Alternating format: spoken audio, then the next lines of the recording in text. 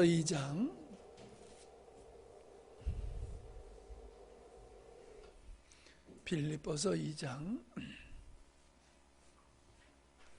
25절부터 봅니다. 그러나 에바브레도를 너희에게 보내는 것이 필요한 줄로 생각하노니 그는 나의 형제요 함께 수고하고 함께 군사된 자요 너희 사저로 내게 쓸 것을 돕는 자라. 그가 너희 무리를 간절히 사모하고 자기가 병든 것을 저희가 들은 줄을 알고 심히 근심한지라. 그가 병들어 죽게 되었으나 하나님이 그를 긍휼히 여기셨고 그뿐 아니라 또 나를 긍휼히 여기사 내 근심 위에 근심을 면하게 하셨느니라. 그러므로 내가 더욱 급히 그를 보낸 것은 너희로 그를 다시 보고 기뻐하게 하며 내 근심도 덜려 함이니라. 이러므로 너희가 주 안에서 모든 기쁨으로 그를 영접하고 또 이와 같은 자들을 존귀히 여기라. 그가 그리스도의 일을 위하여 죽기에 이르러도 자기 몸을 돌보지 아니한 것은 나를 섬기는 너희의 일의 부족함을 채우려 함이라. 아멘. 뭐라고 그랬어요?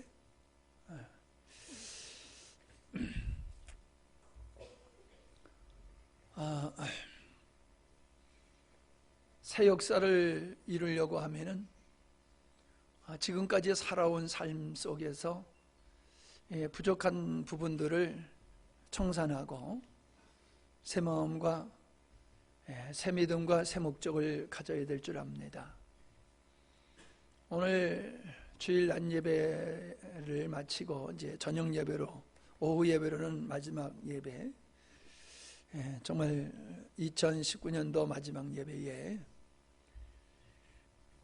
바울이 이 같은 자들을 존귀히 여기라 라고 말한 이 말씀을 통해서 참으로 우리의 인생이, 우리의 존재가 존귀히 여길 수 있는 사람이 되었는가 하는 것을 우리가 생각해 보려고 합니다. 내가 어떤 사람들에게는 존귀한 사람이지만 어떤 사람에게는 별 의미가 없는 사람일 수가 있습니다. 나를 존귀하게 여기는 사람들은 존귀한 사람이 되어야 돼요. 나를 존귀하게 여기는 사람이 별로 좋지 않는 사람이라고 하면은 진짜 난 존귀한 사람이 아니죠. 내가 존귀한 사람이 되려고 하면은 나를 존귀히 여기는 사람들이 존귀해야 돼요. 이해가 되시죠? 자, 가장 중요한 게 바로 하나님이죠. 사람들은 다 이해관계 속에서 또 온전하지 못한 상태에서 자기의 형편과 편리와 성향에 따라서 사람을 평가하는 게 다르잖아요. 근데 하나님은 다르죠.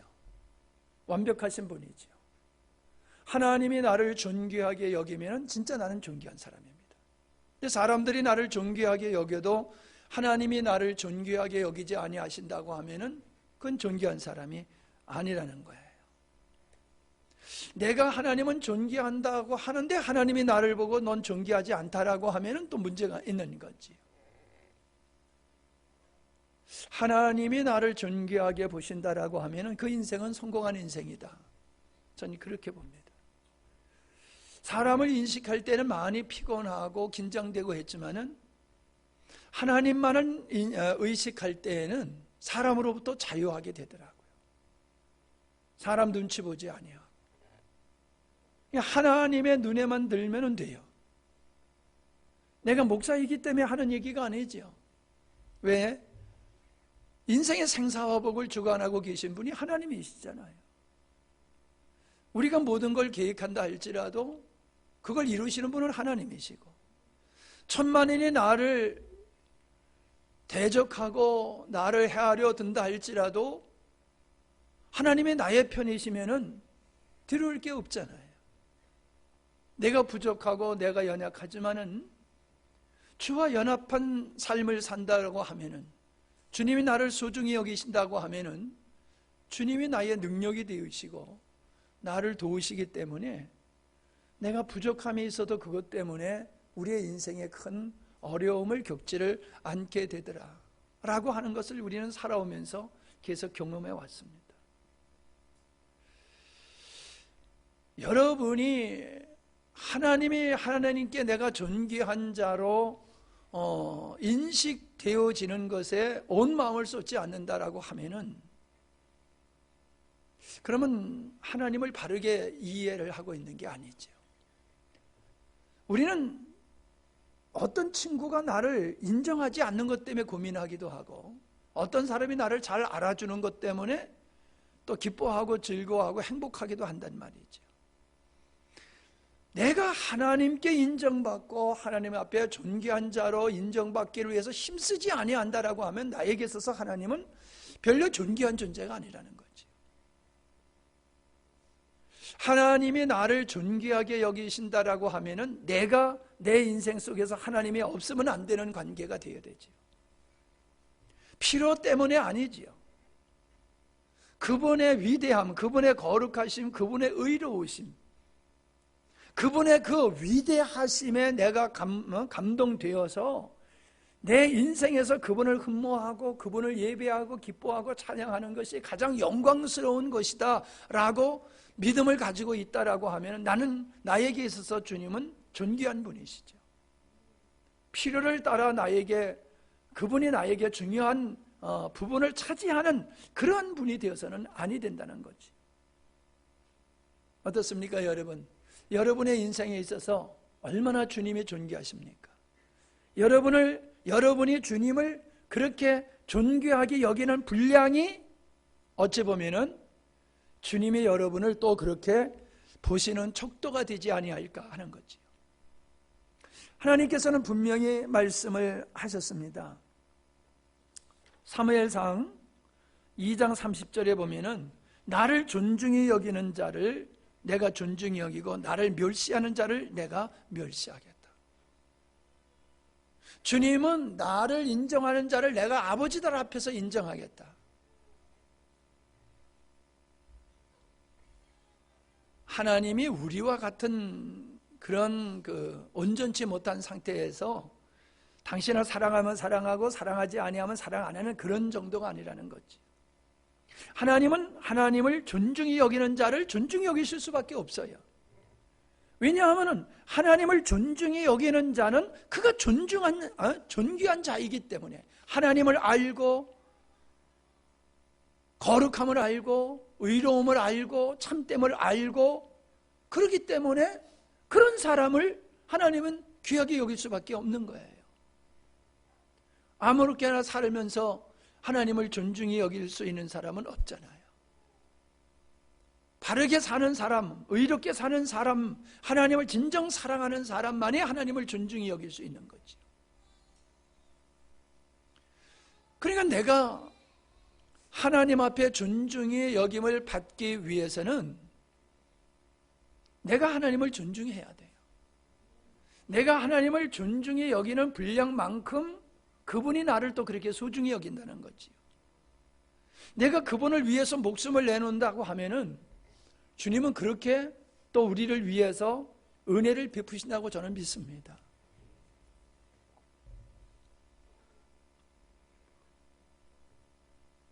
하나님 앞에서 여러분이 얼마나 존귀한 자인가, 내가 하나님 앞에서 얼마나 존귀한 자인가, 이거 고민하셔야 됩니다.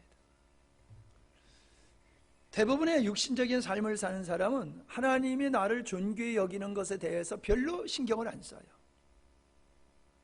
하나님 앞에서 내가 어떻게 비춰지느냐라고 하는 것을 신경 쓰는 사람, 귀하게 여기는 사람만이 정말로 하나님과의 관계가 정상적인 관계를 형성하고 있는 사람이다 라고 하는 겁니다.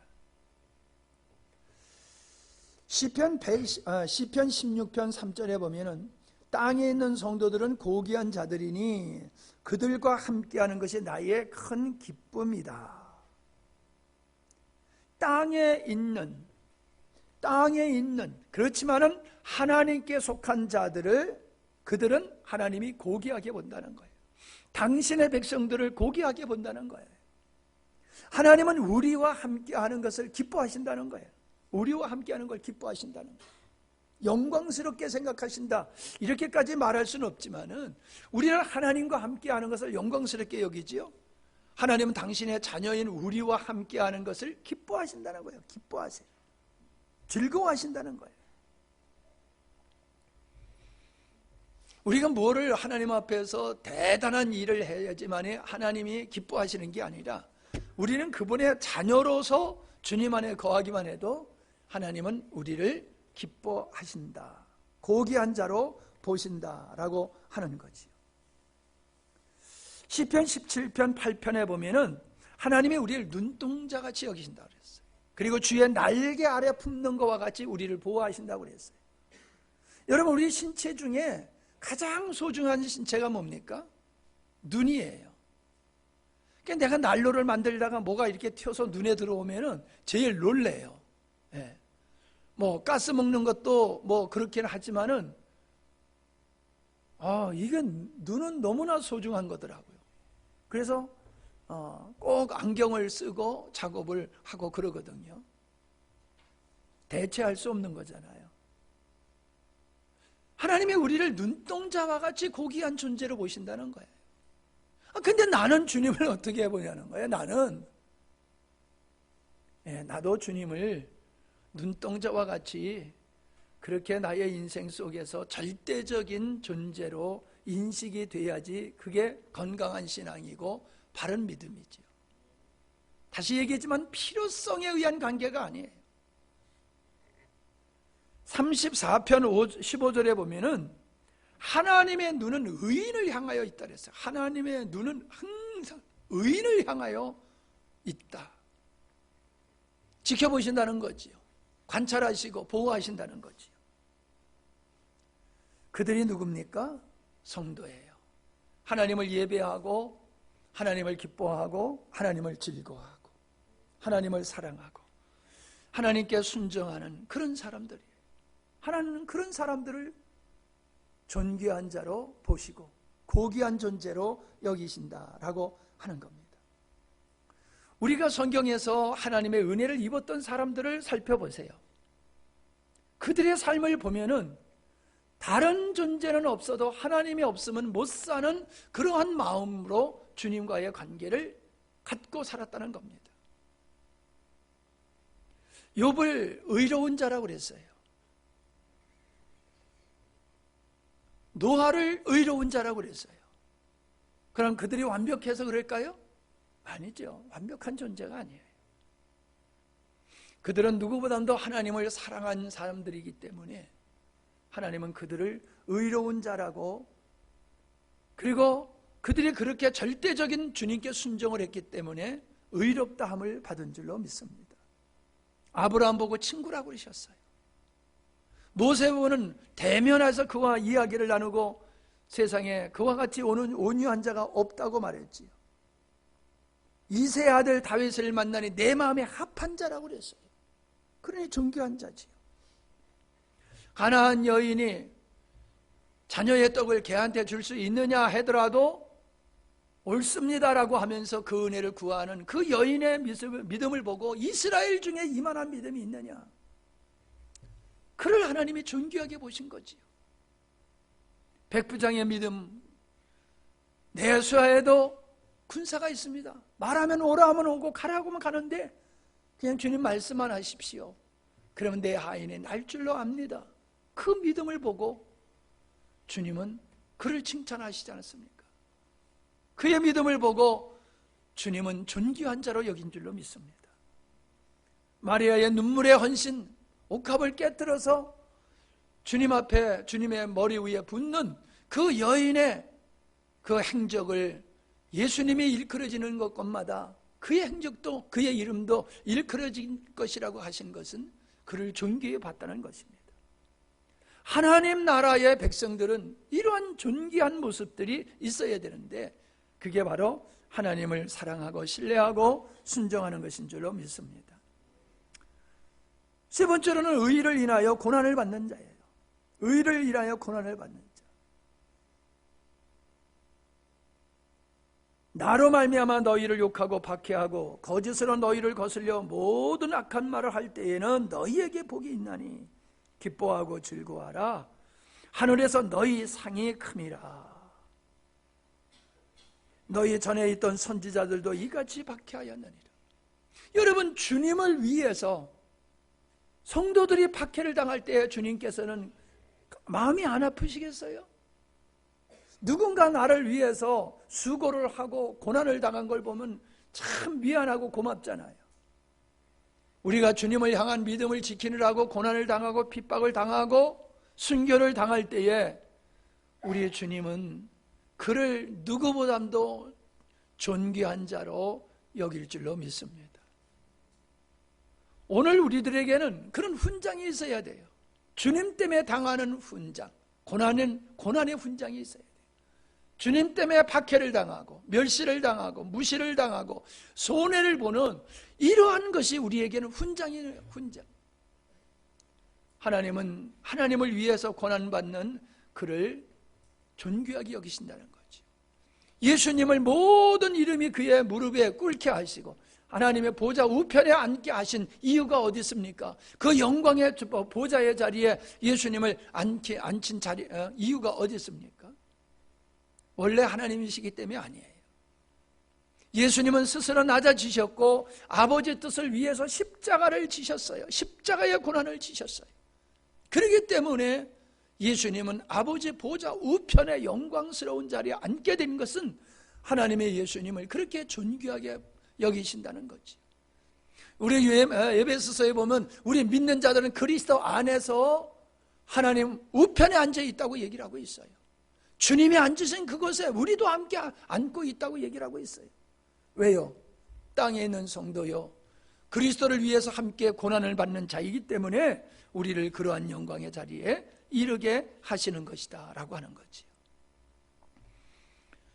그 다음에 저는 주님의 나라와 의를 위해서 사는 사람을 존귀하게 여긴다라고 생각을 합니다.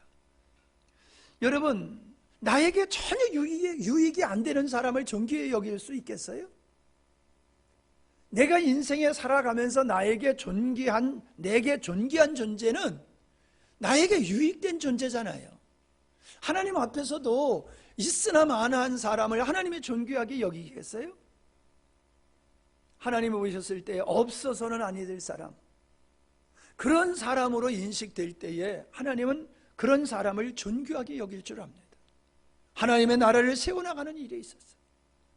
여러분, 우리 몸에도 많은 지체가 있지만은, 아까도 눈을 얘기했지만은 우리 지체 중에서 없어서는 안 될 지체가 있잖아요. 그거 없으면 죽어요. 뭐 손 하나 없다고 죽지 않지 않습니까? 다리 하나 없다고 죽지 않잖아요. 그러나 심장이 망가지거나 뇌가 망가지면 죽잖아요. 똑같은 장기지만은 장기를 얼마 잘라내도 사는 사람이 있어요.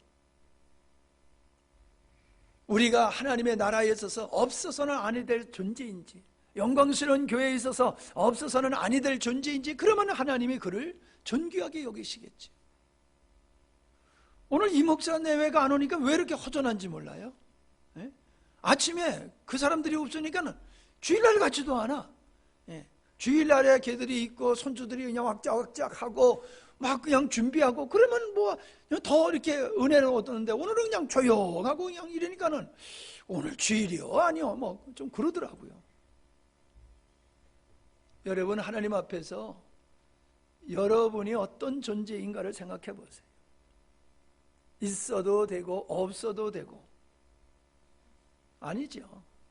반드시 있어야 되는 존재지요. 반드시 있어야 되는 존재. 저는 그러한 그 주의 나라를 위해서 사는 것 중에 가장 중요한 것이 영혼을 살리고 영혼을 돌보는 일이라고 저는 믿고 평생을 그렇게 살아온 것입니다. 무엇을 먹을까 입을까를 위해서 살지 아니하고 복음을 전하고 영혼을 사랑하는 일을 내 삶으로 여기고 평생 그렇게 살아왔습니다. 훗날에 내가 여러분의 도움을 받아야 될 때가 올지 모르지만은 저는 주님이 나에게 은혜를 주시는 때까지 저는 영혼들을 섬기면서 살려고 합니다. 주님이 그런 마음을 주셨고 그게 즐거워요. 그게 행복해요. 그러니까 나는 즐겁고 행복한 일을 하면서 살기 때문에 진짜 행복한 사람이에요. 여러분도 그런 삶을 사시기 바랍니다. 여러분이 하는 일이 즐겁고 행복하고 복된 일이 돼야지 돼요. 먹고 살기 위해서 하는 일이면 안 돼요. 여러분이 하는 일에 의미가 있어야 돼요. 여러분이 하는 일이 돈 벌기 위한 수단으로 직장 생활하는 게 아니라 직장에서 하는 그 일이 또 직장에서 얻은 어떤 것들로 말미암아 여러분의 인생이 다른 사람을 살리고 하나님의 의를 이루어내는 일이 돼야 되고, 그것이 기쁘고 즐거울 때에 여러분은 행복한 인생을 살게 되는 거예요. 그냥 즐거워요. 행복하고요. 저는 바울에게 소중한 사람은 하나님께도 소중한 사람이라고 믿습니다. 동의하십니까? 예. 왜냐하면은 주님께서는 이 소자 중에, 작은 소자 중에 지극히 적은 소자에게 한 것이 내게 한 것이라고 그랬는데, 바로 그 작은 소자라고 한 사람이 누구냐 하면 복음 전하는 사람이에요. 주의 제자들. 복음을 전하는 그 사람에게 한 것이 내게 한 거야. 사도라고 하는 것은 보냄을 받은 자라고 하는 거지요. 하나님께로부터 하나님께서 사명을 가지고 보냄을 받은 자. 그래서 사신이라고도 얘기를 하잖아요. 사자, 사신 그러잖아요. 그러니까 사신을 죽여버리면은 왕을 대적하는 게 되는 거잖아요. 사신을 극진히 대접하면은 왕을 대접하는 거 똑같잖아요. 하나님은 당신을 대신해서 세우신 복음을 전하고 영혼을 세워가고 하나님의 나라를 세워가는 그를 자신과 같이 여기는 거예요. 물론 여러분도 그리스도의 몸된 한 지체이기 때문에 여러분도 하나님 앞에서 하나님과 같은 존재예요. 주님과 같은 존재예요. 그러나 저는 오늘 이걸 보편화시켜서 얘기하는 것이 아니라 조금 더 구별해서 적은 소작의 것이 내게 한 것이라, 즉 복음을 전하는 사람에게 하는 것이 주님께 하는 것이라고 하는 이 논리를 가지고 바울이 소개한 사람들을 좀 생각해 보려고 그래요. 아니, 다시 얘기하면 바울에게 있어서 소중한 사람들이 누군가, 어떤 사람들인가 하는 거예요. 사람이 잊혀지는 사람이 있어요. 근데 잊어지지 않는 사람이 있어요. 금방 잊어버리는 사람이 있는가 하면은 세월이 가도 안 잊어버리는 사람이 있어요. 얼마 전에 45년 전에 한 교회에서 신앙생활을 했던 학생들이에요. 학생 청년들이 저를 찾아왔어요. 몇 명이 찾아왔는데 그 중에서 뚜렷하게 기억나는 사람은 한 사람밖에 안 나요. 그들은 나를 아는데 나는 그들은 모르겠어요. 사진을 봐도 45년 전에 사진을 들여다 보니까는 45년 전에 같이 신앙생활을 하면서 사진을 찍었는데 그가 누군지 모르겠어요. 백정교회에서 찍었던 사진도 마찬가지예요. 사진을 보니까는 누군지 모르겠어요. 얘가 누구더라? 얘가 누구더라? 모르겠어요. 그런데 기억나는 사람이 있어요. 이름은 기억이 안 나도 얼굴은 기억나고 이름까지 기억나는 사람이 있어요. 추억이 기억나는 사람이 있어요.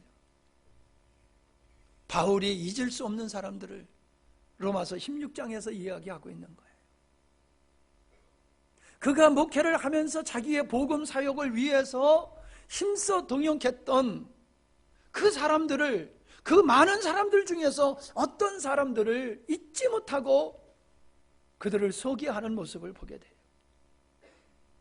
여러분, 제가 목회를 마치고 인생을 돌아볼 때에 그건 40년간 이제 목회를 하게 되는 건데, 그전에는 목사님이 30년 목회했다 하면 입이 딱 벌어졌는데 35년이 지내고 전도사 생활까지 하면 더 됐지요. 한 40년은 목회를 하게 될 것 같아요. 그럼 40년 목회하면서 기억되는 사람이 있고 기억되지 않는 사람이 있을 거란 말이죠. 그럼 내게 있어서 기억되는 사람이 누굴까요? 나의 목회 사역의 동역자였던 사람들이겠지요. 나의 목회를 도와줬던, 협력했던 사람들이겠지요. 자, 16장에 제가 간추려 봤어요. 보호자라는 말이 나와요. 목이라도 내놓을 사람들이다. 처음 익은 열매다. 첫 자녀와 같은 거죠. 처음 익은 열매다. 나와 함께 옥에 갇힌 자다. 많이 수고한 자다. 내 어머니다. 형제다. 믿음의 아들이다. 입맞춤으로 문활하라. 식주인이다. 이런 단어가 그들과 관계 속에서 있었던 일입니다. 관계로 형성된 거예요. 다시 한번 볼게요. 나의 보호자야. 생각해 보세요. 여러분의 보호자가 여러분의 보호자를 잊어버릴 수 있겠어요? 자기 목숨이라도 내올 정도로 관계가 깊은 사람이에요. 잊을 수가 있겠어요? 처음 익은 열매예요. 여러분, 처음 얻는 모든 것은 색달라요. 잊을 수가 없어요. 내가 옥에 갇혔는데 나와 함께 하다가 함께 어떻게 보면 나 때문에 옥에 갇힌 자예요. 잊을 수가 있겠어요? 나를 위해서 누구보다도 특별히 수고한 자요. 잊을 수 있겠어요? 내가 어머니라고 불렀어요. 나를 낳지 않았지만 내가 그를 어머니라고 부를 정도로 그분의 사랑을 받았어요. 잊을 수 있겠어요? 형제, 우리가 아무나 형제가 되지 않지요. 식주인, 나의 먹고 사는 문제를 책임졌던 사람이에요. 갈라디아 성도를 향해서는 이렇게 고백하고 있어요. 너희들이 나를 영접할 때에 천사를 영접하는 것과 같이 그리스도를 영접하는 것과 같이 영접했다는 거예요. 생각해 보세요. 천사를 영접하고 그리스도를 영접하는 것 같이 사도 바울을 영접했다. 어느 정도인지 알겠지요? 갈라디아서 4장 4절에 거기에 그렇게 말씀이 기록되어 있고요. 15절에는 눈이라도 빼서 내게 줄 수만 있으면 주었을 것이다. 너희들이 나를 얼마나 사랑했는지 너희들의 눈을 빼서 나에게 줄 수 있다고 하면 자신의 눈을 빼서라도 나에게 주었을 것이다. 그렇게 느꼈어요, 바울이. 갈라디아 교회 성도들이 그렇게 사도 바울을 그렇게 사랑했다라고 하는 겁니다. 왜 이렇게 바울을 사랑했을까요? 바울이 복음 전하는 자였기 때문에 그런 거예요. 절 보고 사람들이 그래요. 목사님, 사모님 오래 사셔야 됩니다. 예? 근데 그 얘기를 들으면 두 가지예요. 오래 살아야지 덕을 볼 것 같아. 그래서 나보고 오래 살라고 그러는 것 같아. 근데 또 어떤 사람은 나의 사역과 사모님의 사역이 소중하니까 그 소중한 사역을 할 수만 있으면 오래 하셔야 됩니다. 건강하셔가지고 오래도록 그 일을 하셔야지 됩니다. 어린아이가 의지하는 것 같은 측면에서도 그렇고 그 사역에 동참하는 사역의 가치를 보고도 그런 것 같아요. 내가 이번에 위암 시술을 받았다고 하니까 사람들이 놀래가지고 목사님 건강하셔야 된다고 얼마나 잔소리들을 많이 하는지 이거 먹지 말아라 저거 먹지 말아라 괜히 소문이 나가지고 아주 그냥 귀찮은 사랑을 받고 있어요. 또 그래서 또 좋은 일도 생기기도 하고 그래요. 고린도전서 16장 17절에 보니까 이런 사람들을 알아주라 그렇게 얘기하고 있어요. 누구냐면 스데바나와 브루나나도 아가이고 이 사람들을 얘기하면서 이 사람들은 나에게 어떤 사람이냐? 내 마음을 시원케 한 사람이라는 거지. 바울의 마음을 그냥 꿰뚫은 거예요. 그래서 바울이 선교 사역 목회하는 일에 얼마나 알아서 척척 이렇게 그냥 동용을 했는지 바울의 마음을 시원케 해줬다는 거예요. 그러면서 말해요. 이런 사람을 알아줘라 너희가. 이런 사람을 알아줘라. 교회가 어떤 사람을 소중히 여겨야 되느냐라고 얘기하는 거예요. 어떤 사람이에요? 바울에게 잘한 사람? 그러면 지금 우리가 소중히 여길 사람 없잖아요. 옛날 사람들이니까. 이런 사람을 알아주려는 게 어떤 사람이에요? 복음을 위해서 협력하고 복음이 땅끝까지 선포되는 일을 위해서 협력하는 사람. 더 직설적으로 얘기하면은 오늘날 복음의 사역자, 목회자의 마음을 시원케 하고 목회자가 복음을 잘 전하도록 하는 사람이 너희들이 소중히 여겨야 할, 너희들이 알아줘야 될 사람이야. 그 말을 하고 있는 거예요. 세상은 권력 있고 돈 있고 빽 있고 뭐 많은 사람 앞에서 힘줄 만한 것을 가지고 있는 사람을 소중히 여겨요. 근데 바울은, 성경은 그런 사람을 소중히 여기라고 얘기한 게 아니에요. 도리어 과부와 고아와 같은 사람, 힘없는 사람들을 더 귀하게 여기고 있어요. 나아가서는 복음을 전하는 자를 가장, 그래서 장로들을 귀하게 여겨라. 장로들을 배나 존경하라. 그런데 그 배로 존경하는 거에 붙여가지고 복음을 전하는 자는 더 존경하라고 그랬어요. 철저하게 성경은 복음을 전하는 자를 소중히 여기고 복음을 전하는 자를 협력하고 돕는 자를 소중히 여기고 그들을 알아주라라고 이야기하고 있음을 보게 됩니다. 오늘 우리가 읽었던 빌립보서 2장 25절에서부터 나오는 에바비로드가 바로 그런 사람입니다. 그를 가리켜서 사도 바울은 내 형제다. 그리고 함께 수고한 자고 함께 군사된 자고, 그 다음에 뭐라 했어요? 너의 사저로 내게 쓸 것을 돕는 자라. 그 성도들이 헌금한 것을 사도 바울에게 갖다 주면서, 소위 말하면 우리로 현지로 말하면 선교비 있지요. 선교비를 제공해 가지고 바울의 선교 사역이 원활히 될 수 있도록 한 사람이지요. 그가 병들어서 죽게 됐었어요. 근데 하나님의 궁의를 여기셔서 그를 살리셨지요. 그를 다시 보내주면서, 다시 고향으로 보내주면서, 교회로 보내주면서 그를 기쁨으로 영접하고 이 같은 자들을 존귀히 여기라고 말하고 있어요. 이 같은 자를 존귀히 여겨라. 에바브로디도와 같은 사람을 존귀히 여겨라. 교회가 존귀하게 여겨야 할 사람은 세상적인 잣대로 봐서는 안 된다는 거지. 하나님 나라의 유익한 자가 존귀한 자라는 거예요. 존귀한 자. 주의 나라의 확장을 위해서 건강한 하나님의 나라를 세워서 나가는 사람, 그 사람이 사회적으로 어떤 지위에 있든지 우리는 그런 사람을 소중히 여기는 교회가 되어야 된다고 말씀하고 있음을 보게 됩니다. 얼마나 이 에바비로드가 바울을 소중히 여겼냐면 자기의 목숨을 돌보지 아니했다. 그리스도의 일을 위해서, 하나님의 나라 복음 전파하는 일을 위해서 자기의 목숨도 돌보지 아니하고 섬겼다라고 얘기를 하고 있습니다. 이런 사람을 존귀히 여기고 알아주라. 그래야지 하나님의 나라가 바로 설 수 있다라고 하는 것입니다. 주님께 유익한 여러분 되시기 바랍니다. 복음을 전하는 일에 협력자가 되시기를 바랍니다. 주님을 온전히 사랑하고 신뢰하시고 순종하시기 바랍니다. 성경은 우리에게 죽도록 충성하라고 말했습니다. 여러분 1년 동안 참 주님을 위해서 아름다운 헌신을 하셨습니다. 늘 나는 감동을 받습니다. 그리고 고마운 생각을 갖습니다. 주일 아침에 여러분이 일찍이 일어나서 조금 더 편히 쉴 수 있을 터인데 일찍이 일어나서 아이들을 가르치기 위해서 일찍부터 분주히 서둘러 쓸 여러분들의 모습을 생각하면서 고맙기도 하고 미안하기도 합니다. 그러나 저는 만류할 수가 없는 게 그게 내 일이 아니라 주님의 일이기 때문입니다. 내일 같으면 하지 말라고 그럴 거예요.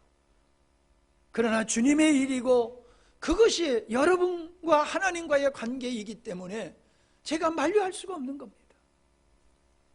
그러나 더 하라고 말할 수도 없어요. 왜요? 너무 열심히 하고 있고 내가 미안할 정도니까요. 그러나 당부하고 싶습니다. 낙심하지 마시기 바랍니다. 힘들다고 포기하지 마시기 바랍니다. 목사님들하고 교제하다 보면은 성도들이 연말이 되면은 뭘 안 하겠다 그런데요. 그래서 아주 그냥 속상해 하세요. 그래 좀 그래요. 하지 않겠다고 시키지 말아요. 왜 안 하겠다는 사람 자꾸 시켜요? 시키지 말아요. 제가 그래요. 예. 저는 여러분에게 권면은 했지만은 정말로 강력하게 시키고 싶은 마음은 없습니다. 여러분이 잘못 생각하니까는 바르게 생각하도록 제가 말씀은 드리지만은 하기 싫은 걸 하라고 제가 그렇게 하고 싶지는 않습니다. 늘 웃는 얘기로 하는 얘기지만 주일학교 교사가 없어도 괜찮아요. 봉사할 사람 하나도 없어도 괜찮아요. 내가 최명희 집사 놓고 얘기하는 건 아니지만 반주할 사람 없어도 괜찮아요. 반주자 없으면 그냥 생으로 하면 되는 거지요. 하나님은 즐겨내는 자를 즐거워하신다고 그랬거든. 우리가 기쁨으로 즐거움으로 자원함으로 감사함으로 하는 걸 하나님이 원하시지, 누구 눈치 보고 체면 때문에 거래하는 것 같이 그런 거 하나님이 원치 않으신다는 거지요. 저는 여러분이 주님을 사랑하기 때문에 여러분이 수고하는 것에 대해서 고맙고 치하해 드립니다. 그리고 낙심하지 말고 끝까지 하라고 제가 당부하고 싶습니다. 끝까지 청소한다고 그랬지? 예배당 청소. 대를 물려서 시켜. 하준이 이제 조금 걸어다니면 빗자루 들려가지고 걔도 시키고 대를 물려서 예배당 청소 시키라고.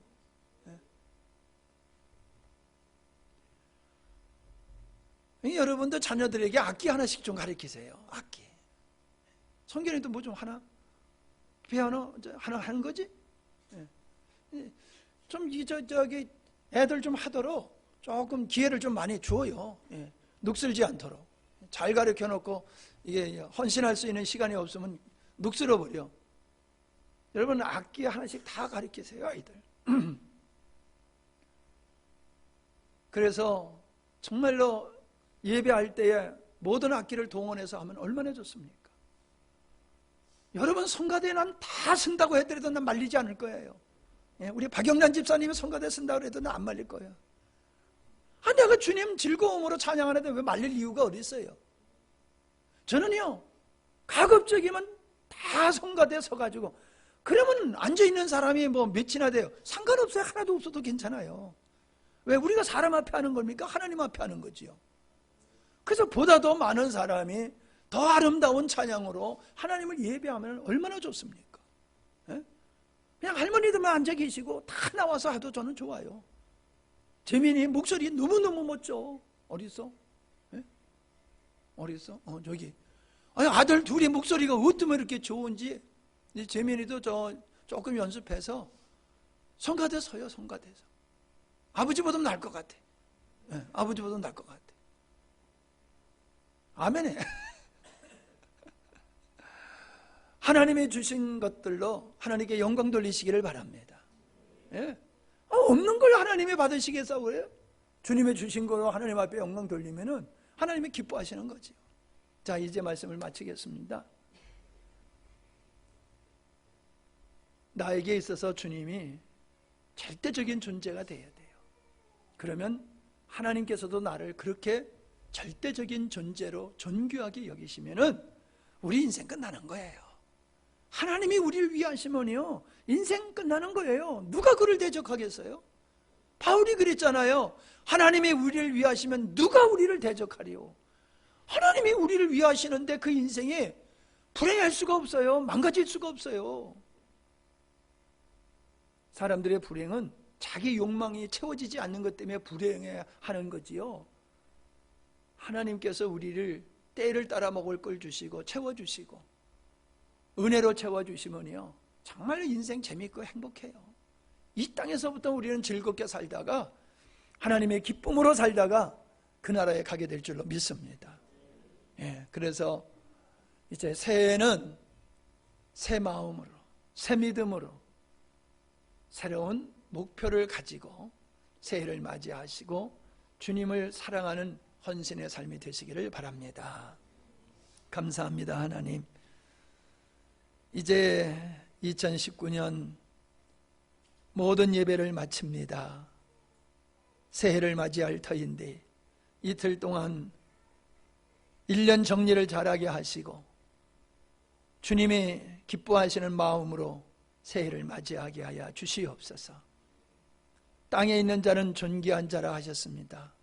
그들과 함께하는 것을 하나님은 기뻐하신다고 하셨고 하나님을 존중히 여기는 자를 하나님이 존중히 여기신다고 하셨으니 당연합니다.